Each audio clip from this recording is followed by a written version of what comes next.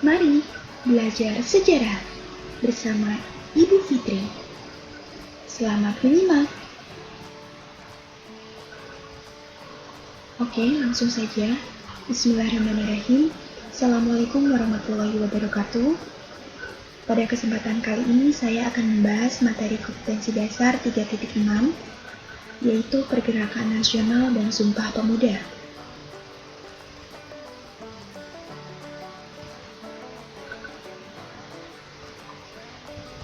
Latar belakang. Latar belakang ini dibagi menjadi dua bagian, yaitu pertama faktor ekstern. Bisa juga disingkat menjadi KMK. K. Kemenangan Jepang atas Rusia tahun 1905. M.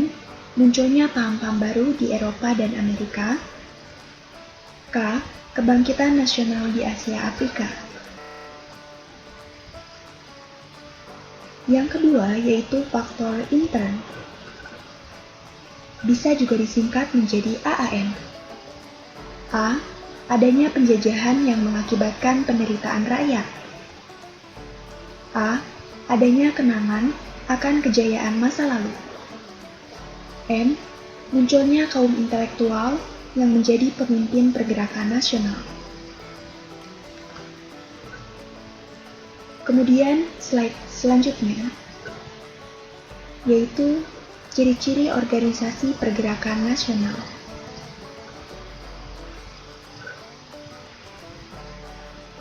Ciri yang pertama adalah keanggotaannya tidak didasarkan atas etnis atau suku tertentu. Yang kedua, sebagian pemimpinnya berasal dari kalangan terdidik. Yang ketiga, organisasi-organisasi tersebut memiliki tujuan yang jelas.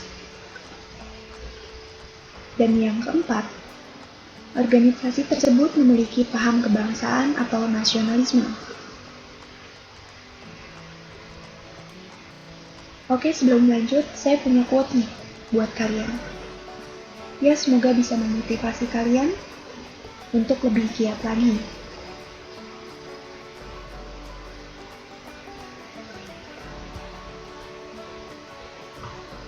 Cobalah sedikit lebih keras untuk menjadi lebih baik lagi. Untuk itu tetap semangat ya.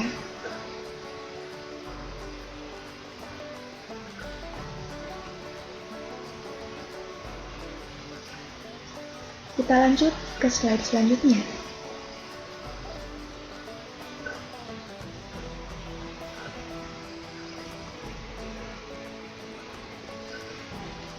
Zaman pergerakan nasional.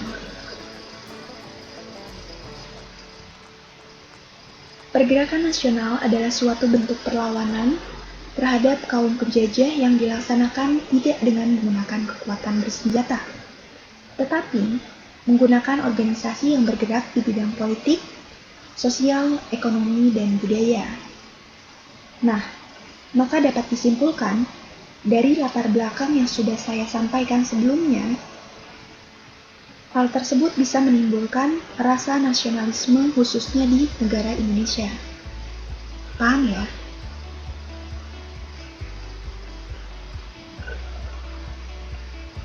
Nah, kemudian untuk slide selanjutnya.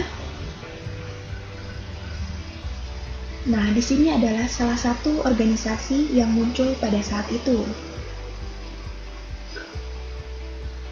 Saya buat timeline zaman pergerakan nasional supaya kalian lebih paham ya. Yang pertama adalah Budi Utomo. Budi Utomo didirikan oleh Dr. Wahidin Sudirohusodo pada tahun 1908. Yang kedua adalah Serikat Islam. Didirikan atas usulan Hos Cokro Aminoto pada tahun 1912. Organisasi ini sebelumnya bernama Serikat Dagang Islam yang didirikan oleh Kiai Haji Samanhudi pada tahun 1911.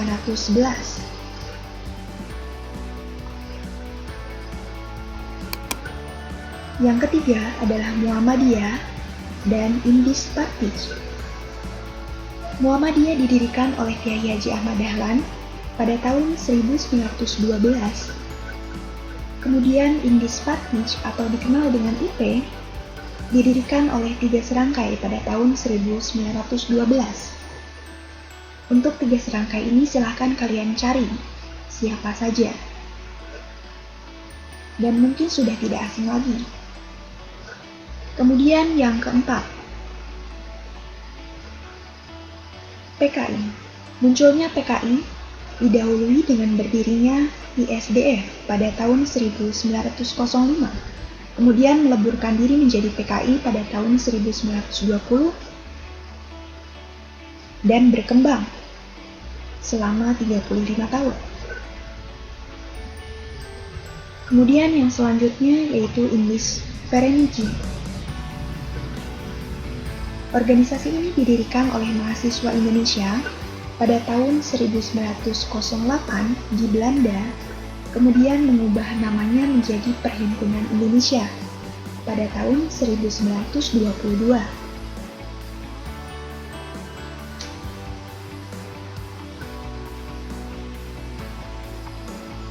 Yang keenam, Nahdlatul Ulama atau NU. Organisasi ini didirikan oleh Kiai Haji Hasyim Asy'ari pada tahun 1926. Dan yang terakhir yaitu PNI, diketuai oleh Insinyur Soekarno pada tahun 1927. Nah, itu adalah beberapa organisasi-organisasi yang muncul pada saat zaman pergerakan nasional. Kita sinkronkan dengan pengertian dari pergerakan nasional itu tadi. Sehingga dapat disimpulkan bahwa organisasi ini adalah organisasi yang melakukan perlawanan. Oke, jika sudah paham, kita lanjut ke slide berikutnya.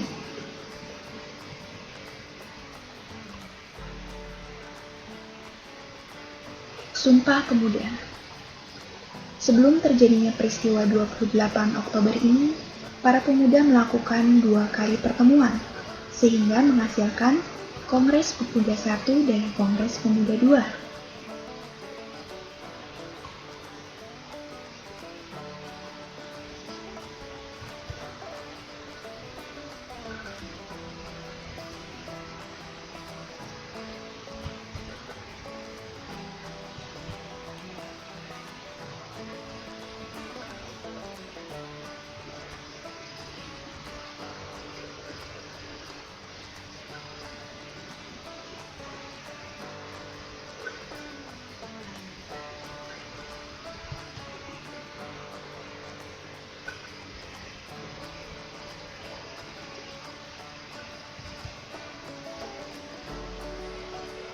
Nah, ini adalah pertemuan kedua kali yang dilakukan oleh para pemuda,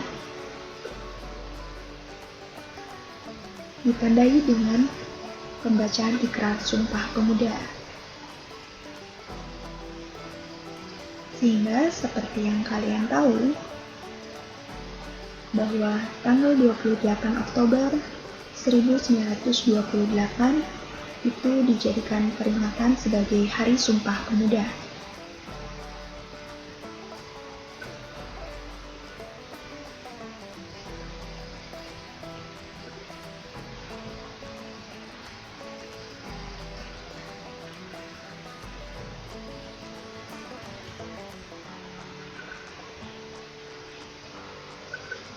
Alhamdulillah, materi sudah saya sampaikan. Barakallahu fikum. Mungkin hanya itu yang bisa saya sampaikan. Kurang lebihnya saya mohon maaf. Sekian, wassalamualaikum warahmatullahi wabarakatuh.